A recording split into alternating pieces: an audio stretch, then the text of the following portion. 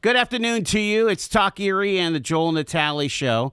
We are live from our Kingdom Financial Group studio here at 5th and State. Also live on Facebook and on YouTube, having the crucial conversations that Erie needs. And today we are diving in on some education as we want to welcome here to our studio Professor Robert Garland. Dr. Garland is the Roy D. and Margaret B. Wooster Emeritus Professor of the Classics at Colgate University, and he is here in 2025 for a week-long summer residency focusing on history, and we're talking ancient history in a lot of regards here, but not all of his conversations are from the far-off past. So we want to welcome you, Professor Garland. Good to see you, sir. I'm delighted to be here. Good to see you. Thank you for inviting me, Joe. How about this July weather in Erie, Pennsylvania? It draws you back, doesn't it? I'm living in Brooklyn, so there's nothing much to choose between them. It's probably a little bit shade cooler here, so I'm happy to be here. Yeah, we've got that nice lake breeze here. Yes. Tell us a little bit about yourself. We love to hear origin stories. Did you grow up in London? Is that your hometown? I did. I never thought I would leave, really. I still feel I'm a Londoner, even though I've got dual citizenship. Now, I don't know the geography, but what part of London would you have grown up? Would people recognize? I grew up in northwest London. That is to say, Hampstead, Highgate. Hampstead is, these were villages outside London originally, before London grew and expanded and so forth. So they still have something of a village feel to them. Yeah. Hampstead Heath, people may have heard of that. That's a huge expanse. It's described as one of the lungs of London. So lots of trees and lots things. Lots of trees, wow. Lots of grass. And, I mean, when you talk about going downtown, what does that look like to you? And did you go shopping downtown or what? Well, first of all, we don't use that expression, of course. That's an American expression, right. Downtown. Yeah. But nonetheless, I think I know what you mean. But I grew up in a suburb, really, yeah. And like any suburb in this country, it had all the facilities that you would have needed. So you didn't really have to go into central London for much of anything. But obviously in central London is where the theatre is. My parents always took me to the theatre on my birthday or any other celebration. And also the wonderful art galleries and museums, which I grew up on, as it were, too. I mean, when you think about the Tower of London and the London Bridge and all those, yes. I mean, yes. Is that something that kids growing up in the suburbs would go to, you think? Oh, definitely. Yeah. I remember going to the Tower of London one evening for a very special ceremony called the Changing of the Keys. And this is when beefeaters, whom you probably can picture in their red armor, red uniform, retired veterans, of course, would exchange the keys from one watch to another at night. And it gave you a sense of what a slightly forbidding place the Tower of London is at night. It has imagine. a very troubled history. Oh, it does. Well, I guess the so. White Tower, which is where perhaps the princes in the tower were murdered by, perhaps they were by Richard III. Oh my gosh! The guards at Buckingham Palace, they still are faceless, so they still don't flinch generally. Yes, but they now keep the tourists a little bit further away from them because they used to sort of put their fingers as close to them as they could. That's ridiculous. And try to get at least a smile from them. Yeah. Does it interest you how absolutely agog we are and fascinated at the royal family here in the States? I mean, it's, if you watch the Today Show, nearly every morning there's a royal story. Yes, yes. Well, I think the royal family does a good service to people the world over because it is such a soap opera, really. Not just America. I think perhaps America has a special relationship with the royals because of the history, George III and so forth. Right. But they still, it's a strange phenomenon. I mean, I'm not myself a royalist, but I could not abide, I think, any suggestion that the royal family should be abolished, which some people do.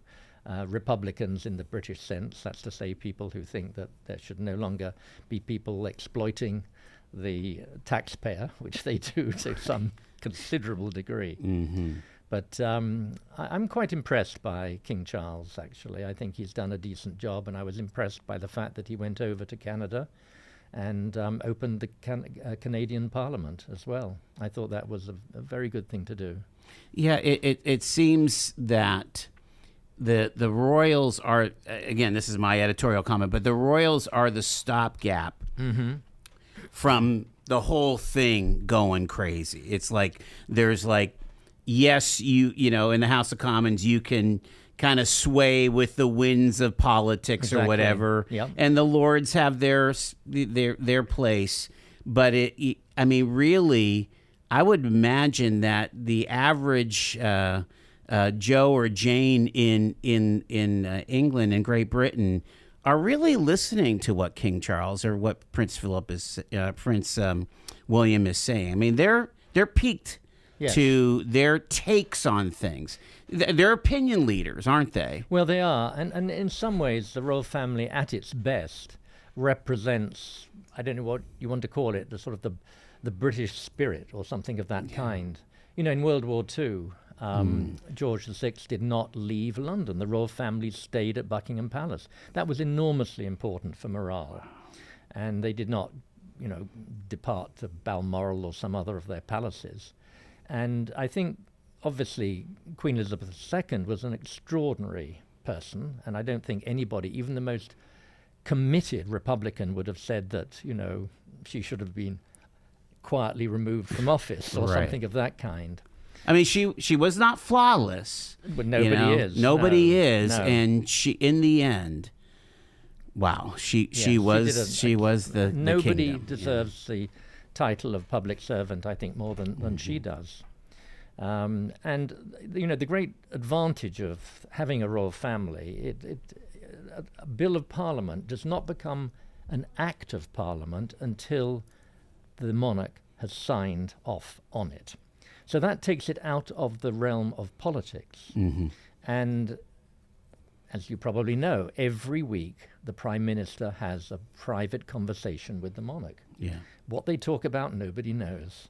How much does the monarch advise? How much is the Prime Minister required to take what he says, he or she says, into account? Nobody knows. But it's a mark of the importance of tradition and of this very odd relationship between the monarch and Parliament, which cannot be defined and is not enshrined in law, but nonetheless is in force. Can you imagine all the different personality types Queen Elizabeth had to bear? Yes. And all the people she had to host at state banquets as well. Yes. I mean, you often think, what did she think when X, Y, or Z was coming through? Sure. So what brought you to America? And did you instantly go to Colgate?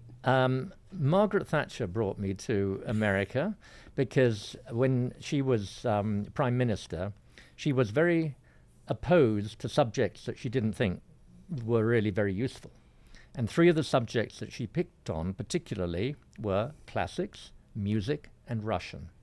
And lots of departments were therefore having to close and could not, you know, where were you teaching over there? Well, I initially taught at Reading University.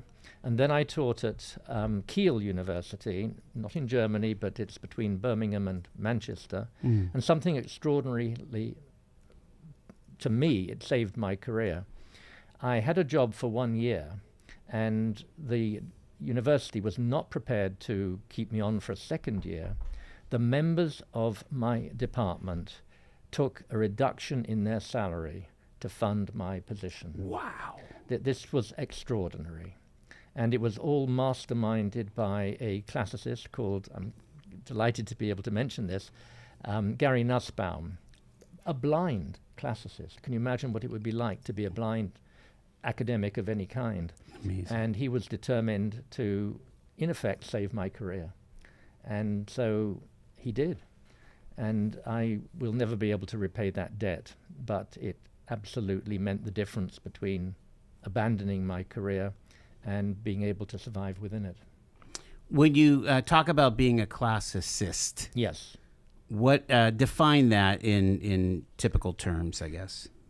In essence, I'm really an ancient historian, but to be an ancient historian, you have to know ancient languages, primarily Latin and Greek. Okay. So I've tended to be in classics departments throughout my career, teaching ancient history.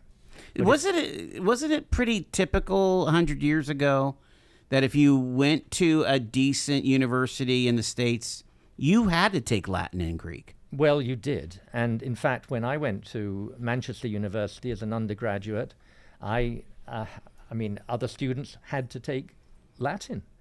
And I was lucky that I went to a school which also taught me Greek. But I began learning Latin at the age of about 9. And I began learning Greek at the age of about, well, I was just turning 13. Wow. That would be unusual today. Sure. Yeah. Yeah, I'm from 2 years of Latin class in my good for you. my college prep class. Right. Mercier's prep. Yeah. Yes. Sister Bertha, she was the best. Oh, you remember these people. Charlie B was my classics teacher. So Margaret Thatcher was getting rid of the classics. Yes. And so you said, maybe I need to make a move to the States. And I was enormously fortunate. I managed to apply to the Center for Hellenic Studies, which is in Washington, D.C., run by Harvard University. I got a Fulbright scholarship, and that launched my career, because once I was in the States, I was able to apply for jobs. And the first job I applied to was Colgate University. And I was lucky enough to get that position. It was only temporary for 3 years. Mm-hmm. And then the chair of the department, John Rexine, made an appeal for a NEH-funded position, and he was successful. So there was an open competition for a permanent job, and I managed to get that. And I was so fortunate. I loved being at Colgate. It was perfect, a liberal arts college. And where is that at? Well, a liberal arts college means that there is a sort of sense that education is not about training you for a particular profession, but preparing you for life itself. So where's Colgate located? In the middle of nowhere. That is to say, and is it an endowment from the consumer goods? Well, originally it did have connections with the Colgate family. Yeah. But the Colgate family has severed all its links with the college. Okay. Yes. But it's actually in the middle of New York State. It's about 45 miles from Syracuse.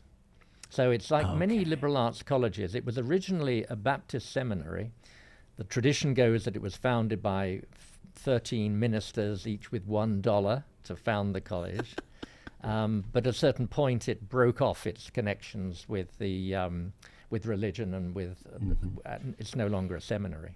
Okay. Still has a very large and very distinguished religion department. I was going to say it doesn't have a theological seminary. Nothing though. like that. No, the Gotcha. theologians left and went to Rochester. Oh, did they? Yes.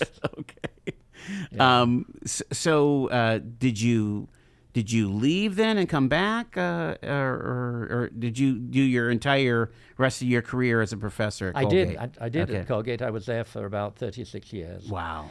And as I say, I was enormously happy. I felt enormously privileged because I felt when I arrived, I knew nothing whatsoever about where I had landed. I didn't know what a liberal arts college was.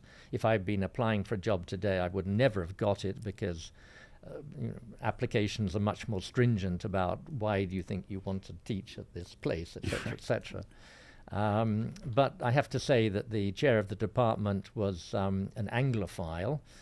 He loved England, and he was a Greek himself, and there's always been a close relationship between the English and Greeks, I like to think. And so he picked me out of the hat, so to speak, of many applications, and I remained there. I was, as I say, completely, I found, in tune with the ethos of the place, because not only does it, as I say, prepare people for life rather than to just, enter into a business career, whatever it might be, but in addition, there is a sense that the faculty are, you engage with faculty from different departments in a much more integrated way than you would at a big research university. Oh, okay. So in the initial years, I thought, well, why aren't I teaching at Harvard? And then later I thought, well, actually, I'm exactly where I should be. Wow. And I made wonderful relationships with people in other departments, and I was able to team teach. I team taught with somebody in the physics department, somebody in the German department, somebody in the French department. Cool. And this, it's sort of a kind of collective sense of what education should be, and a sharing of knowledge as well. I'm getting texts here. Did you work with Professor Craniac? Yes, I did. Yeah. Yes. Well, so one of my friends Yes. played football for Colgate and went to school there. Yes, he's a very dear friend in the And, political science department. Yeah. Yes. I guess he taught Plato or something Yes, like that. exactly. Yes, a great friend of the classics, I would say, as well. Yeah. As many political theorists are. And so I had very good, strong relationships. I actually team taught as well with political science friends. That makes a lot of sense. Yeah. We're talking to Robert Garland, professor from emeritus at Colgate University. He's doing a summer residency at the Jefferson here. We're going to get to the Jefferson here in a second, but it's so cool to learn these stories of folks and how they make their way to Erie, Pennsylvania here. Coming back in just a bit.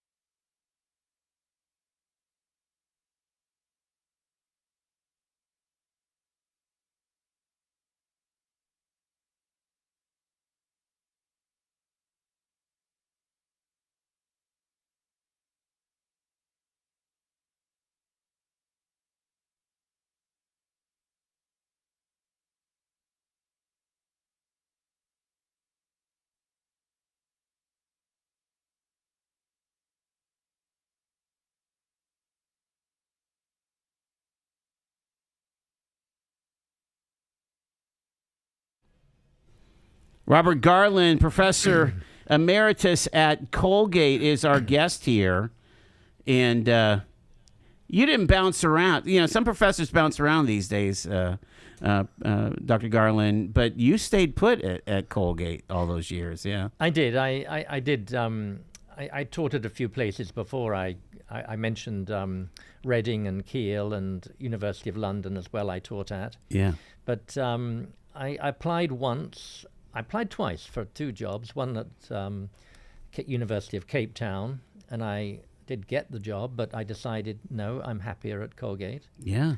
And I really never applied again. I just felt entirely comfortable and supported. And Colgate was really very generous in funding research projects. Okay. And that was very important to me. So although it put a tremendous store on excellence in teaching, it was also very keen to get its name out there and to support people in their research. So it was a demanding college to teach at because you were supposed to be both excellent in your teaching and also very productive in your research, plus do your share of administration. Sure.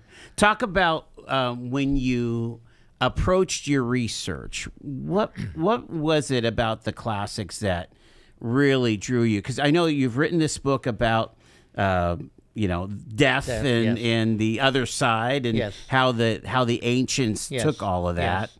And of course, we have King Tut, and we can go on and on about Yes, that. yes, yes. But as a young professor, what was the thing that you really wanted to get into the nitty-gritty of? Well, I did my thesis on death, and I don't know why death has attracted me to the degree that it does. because I don't see myself as a particularly lugubrious personality. Quite the contrary, I would like to think, at any rate. But I always I found ritual very interesting. That is to say, established ways of doing things, and why people do things in a certain way. Why do they repeat doing things in a certain way? That's a big question. But in addition, I also became very interested in what you might call bottom-up history. The other side of history, the course that I gave for the great courses, is all about how ordinary people faced the challenges of the everyday. And I've always thought that I want to put myself back in the head, in the shoes, in the sandals of people who lived all those centuries, millennia ago, and try to think, what was it like to be that person? So imagination has always been very important to me in addressing the issues that concern me in history. It's interesting, like even when we go to like the ruins of Pompeii, a lot of that is the elites that we see. Is that accurate? Yes. I was actually in Pompeii about 3 weeks ago. Were you really? Yes, Okay. Yes. It's true. I mean, when you look at the wonderful frescoes and so forth from Pompeii and Herculaneum, you get a distorted view of what life would have been like. You're not really seeing what slave life or the commoner's life is. Absolutely not. And fascinating though it is to see how the very wealthy lived, we're talking about, 1%, something like that, of the population. And you get no sense of how the plebs, as ordinary people were called, were leading their lives, often in conditions of absolutely abject poverty, and of course slaves as well. And those are the people that really interest me. I'm interested in political history and biography and so forth, but really it is the history of ordinary people that has come to be my sort of center of interest. So I've been particularly interested in the disabled, for instance, in the ancient world. So I wrote a book on that and tried to sort of work out how they were viewed by their peers and so forth, and also on refugees. And these were two categories of people that I felt had not been sufficiently explored by historians. So that has been my primary interest. But the book that I just published on what to expect when you're dead is a very broad-ranging investigation of not only the Greeks and the Romans, whom I know most about, but I love finding out things that I don't know a huge amount about. I've always been very interested in ancient Mesopotamia, ancient Egypt, early Christianity, Judaism, and Islam. And I have to thank Colgate for being able to teach, for instance, the Hebrew Bible, the Gospels, and the Quran. So my interest sort of spread out from those efforts to be able to teach something that I wasn't absolutely trained in at Colgate. Yeah, we're going to pick it up with Professor Robert Garland here after the bottom of the hour news break. Fascinating conversation here. He is in residence here at the Jefferson, including a talk tonight and on Friday, correct? Correct. We'll be back after the news.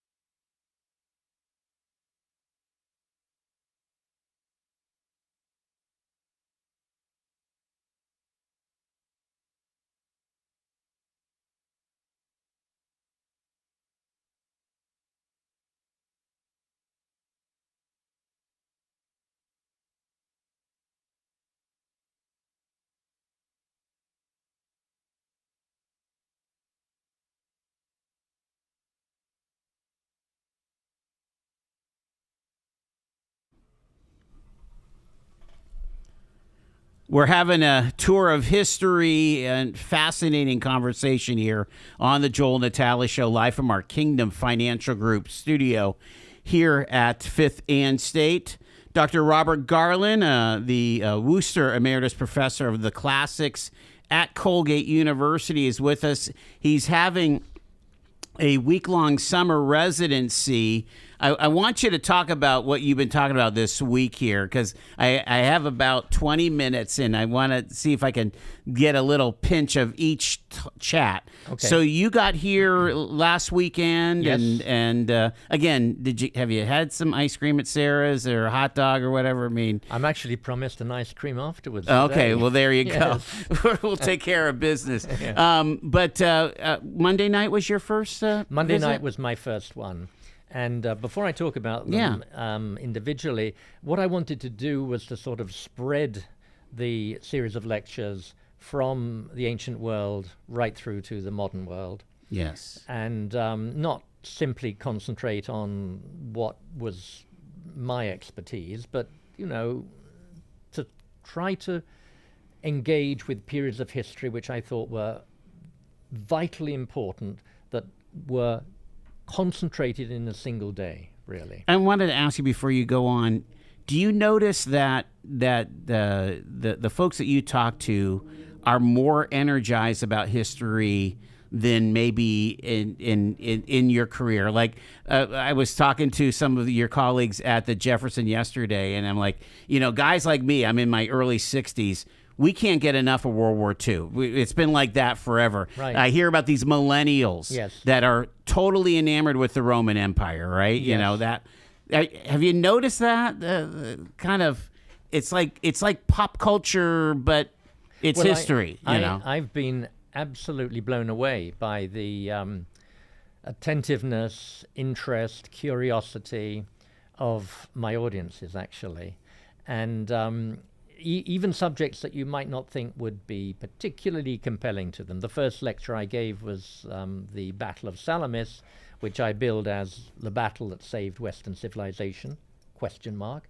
Some people would say, because it was the occasion when the Greeks managed to see off the Persian fleet, which King Xerxes had brought to conquer Greece. It wasn't the end of the war. He continued to he departed back to Persia, but his army continued to fight. But it was the turning point, the tipping point, I think, which meant that the war then went in Greece's favor. So I was interested to choose events that were tipping points and that kind of came down to specific days in history as well. But as I say, to answer your question, I was absolutely staggered by the number of questions I had afterwards. Sure. As if this was an event that they had always wanted to know about, And I really was absolutely, there's no other word but charmed by my audiences on each occasion. I love that about Erie. I'm going to have you put some headphones on, because we're gonna grab a phone call here. And hello, caller. You are live with Professor Robert Garland here on Talk Erie. Go ahead. Joel, I just wanted to ask the professor if he's seen the movie American Miracles. No, American Miracles. I have not. I have not. I wish he would watch it or learn about it. Okay. And I'll hang up and shut up. Okay, thanks so much. Appreciate Thank it. you very much. Bye-bye. Again, well, and Hollywood has really picked up on this incredible interest in history, has it not? And it's been good for my subject as well. When any Roman sand and sandals film comes out, as they're called, the numbers shoot up of people who want to learn Latin. And you mentioned the appeal that particularly Roman history has, of course.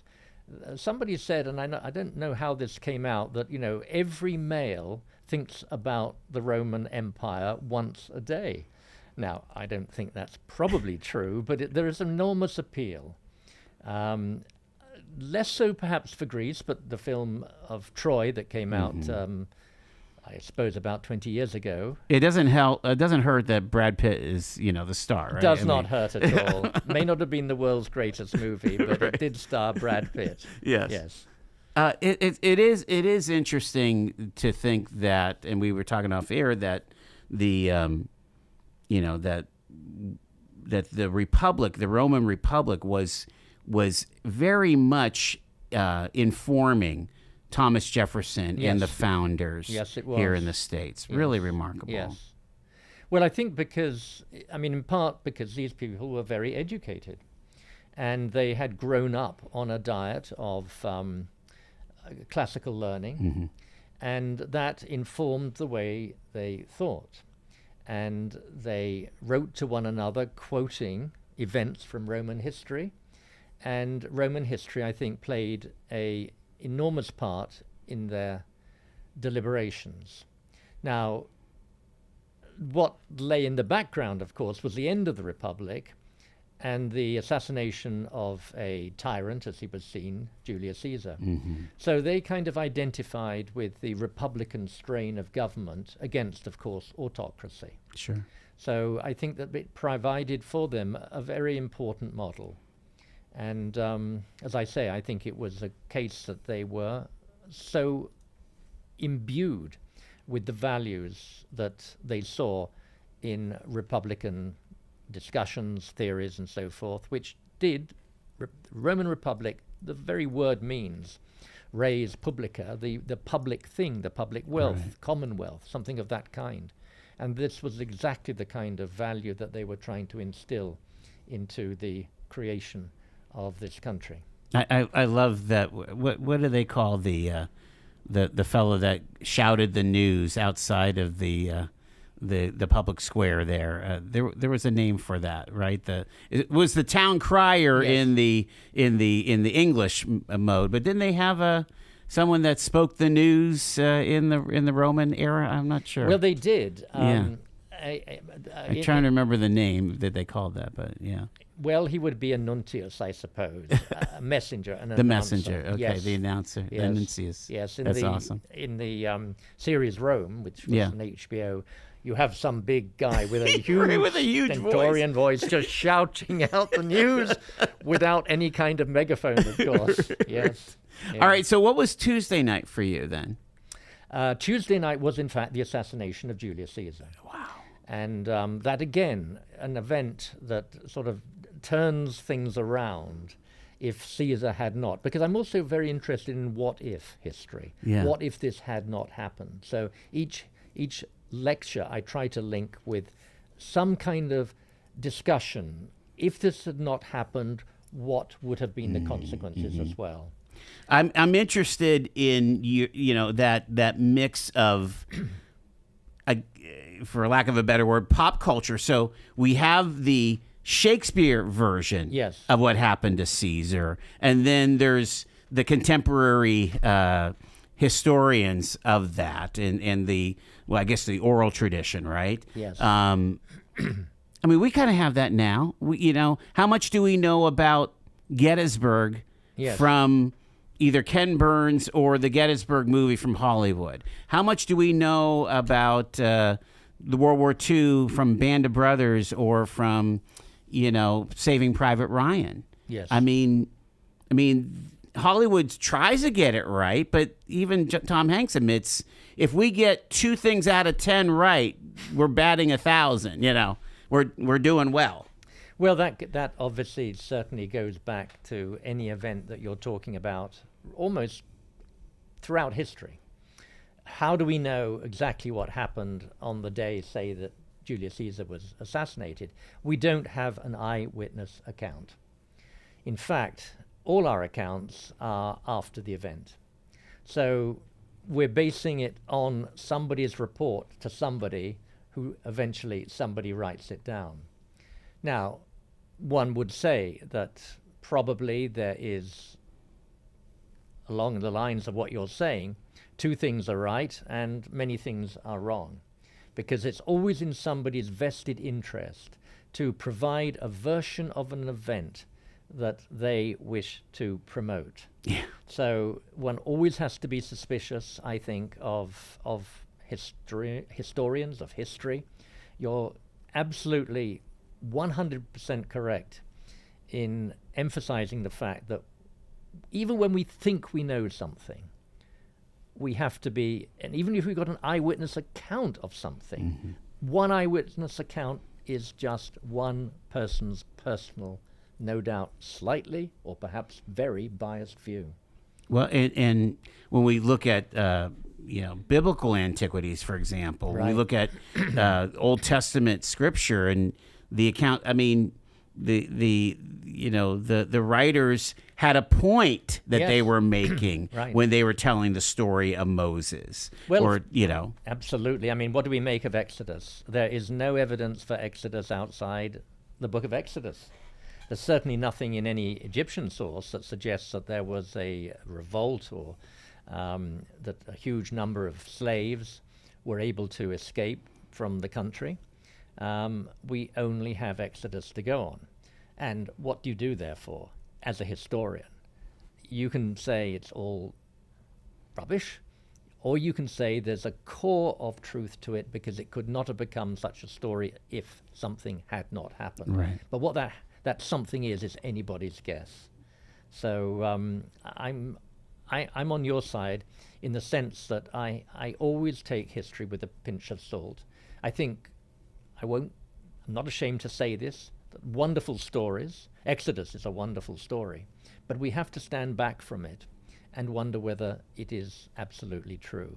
And just talking about Exodus, which is a book I absolutely think is one of the greatest in the world, what's so magnificent about it, it is self-critical of the Jewish people who are complaining, who are fearful, who revert to paganism at the first moment and so forth.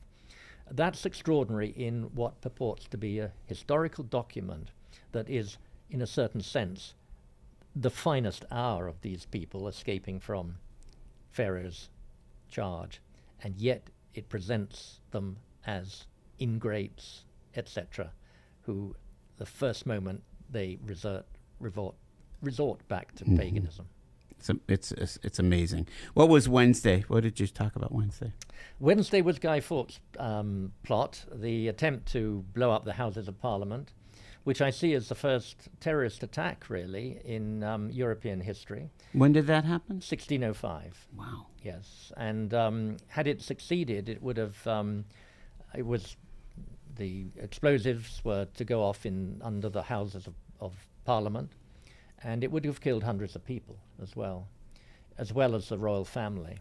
And although there had been other assassinations, of course, throughout history, nothing on this scale had ever been planned using explosives. So I looked at the effect of this and the consequences for Catholicism in Britain, but also looking back as well to how it was that Protestantism had gathered ground and had so positioned itself that Catholics felt that they were now seriously threatened by the new monarch, because it was very early into James I's reign that the gunpowder plot was masterminded. It failed. Had it succeeded, the what-if question, it would have done enormous damage to Catholicism itself, of course, because it would have associated the Catholics with a criminal act, with regicide, the killing of a king, and so forth. It would have done nothing but damage in the country. Wow. And do you feel like that haunted relations between Protestants and Catholics, even in the Irish Troubles?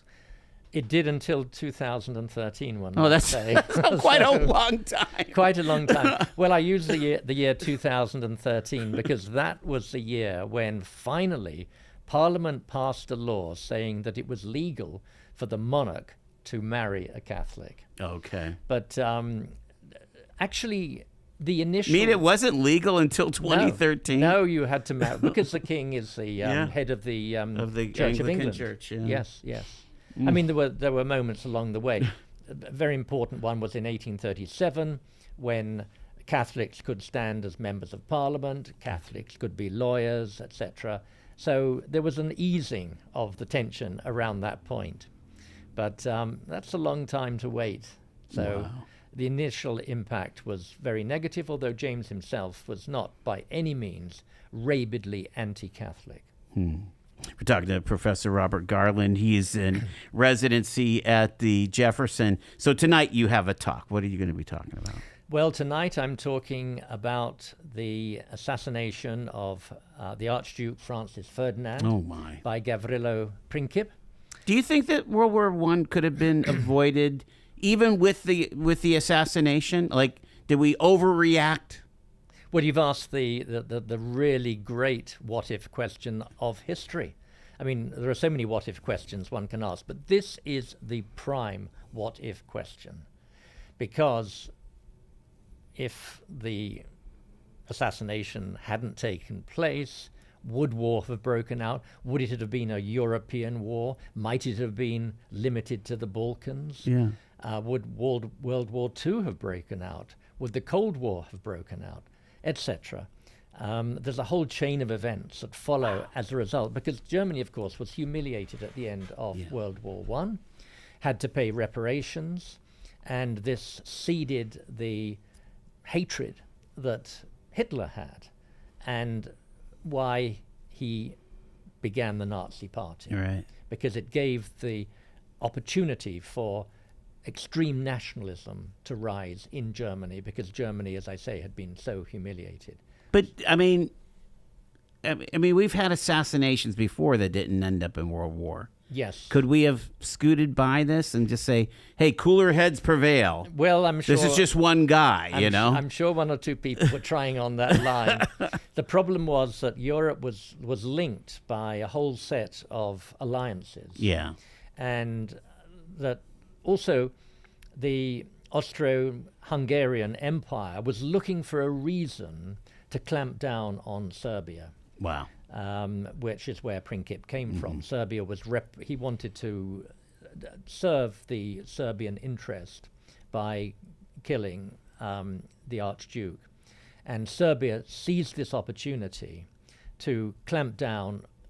Sorry, the Austro-Hungarians seized the opportunity to clamp down on Serbia, ordering them to allow the police into Serbia to root out any kind of dissidents and so forth. Serbia could not agree to that, right. And hence the war broke out. And it all happened very quickly, within the space of a single month, July. And I'm trying to remember if Wilson was wanting to get us in, or was he trying to have the U.S. stay out until the very last end? Very reluctant. Very reluctant. First. Okay. Yes. Very. But reluctant then he kind of did all. He went all in. Exactly. What's Friday look like? What's your talk tomorrow? Hiroshima. Wow. So I look at the dropping of the bomb on Hiroshima and then on Nagasaki, and the decision that Truman had to take, and the consequences of that decision as well. And for me, it's a personal story to some extent, because my father was a prisoner of war in Japan. Wow. And he was a prisoner in Nagasaki just a few weeks before the bomb was dropped, and for whatever reason, he and the prisoners were moved to another camp, and so they were spared the effects of the bomb. That's unreal. So, and obviously on moral grounds, one thinks, was this the right thing to do? It's a huge question. I think that it will always be asked, but the fact of the matter is, if the bomb had not been dropped, there were only two, of course. There was not a third, so Japan had to. The expectation was that Japan would, if the two bombs were dropped in quick succession, they'd think that there was a whole arsenal of bombs, which there wasn't. And fortunately, Japan then surrendered. And had it not surrendered, and there had to be a military invasion of Japan, it's estimated that between 1 million and 2 million Americans might have died. Yeah. My dad was part of occupation forces. He was? Yeah. Gosh. So literally he was on the boat for the invasion, and then he learned that he wouldn't have to do wouldn't have to do the invasion. They just did the occupation. Yes. It's the ramifications of those two bombs, Hiroshima and Nagasaki, still linger with us today. We have not seen another direct attack of a nuclear warhead. How many millions have been saved by just that deterrent, I wonder? Well, I think that was... these are real ethical questions, right? Yes. It was certainly Truman's intention. He chose cities rather than purely military targets in order to create the maximum impact. And these were two cities that had not been bombed by aerial bombing, conventional campaigns. And he did so because, he said, he wanted to demonstrate to the world how terrible these weapons were. Yeah. And maybe we do live in a world that does, up to this point, benefit from that doctrine, one might call it. Professor Robert Garland, give an invitation for folks to come out. There's 2 more nights at the Jefferson that are going to be fascinating. It's actually tonight, and then it's lunchtime tomorrow. Oh, it's lunchtime tomorrow. Yes, okay, yes. Sorry. Yeah. Thank you. But yeah, share an invite. Just encourage the folks to come out. I would love to have you come out tonight. I have been, as I was saying, so impressed, and I use the word charmed, by the audience that I've had on every occasion. As I say, their curiosity, their enthusiasm, their desire to learn more. And I'm not exaggerating. I've never had an audience that I have engaged with so intimately and positively through their questions and their curiosity as my Erie audience has been. What a statement, what a testament. Thank you so much for taking the time with us here. I've totally fascinated, totally enjoyed our conversation. Thank you very much, Joel. I've really enjoyed it. It is 4:56, Talk Erie.